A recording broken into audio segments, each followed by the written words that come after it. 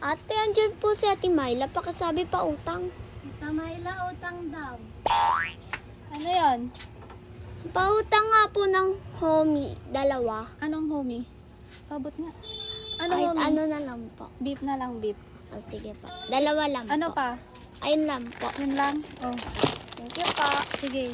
Sabi mo kay mama, magbayad na siya. Opo. Okay. Ate, pautang daw po ulit si Mama. Ano ba yan? Di mo pa mininsalan kanina. Ano na naman yun? Inapay po yung yung pagong. Ano pa? Ayan lang po. Sige. Oh, Thank you po. sige. Ate, pautang daw ulit si Mama. Ano ba naman yan? Utang na nga lang, pabalik-balik pa. Ang kulit-kulit mo naman. Dapat tinanong mo na kanina. Ay, sinabi mo na kanina.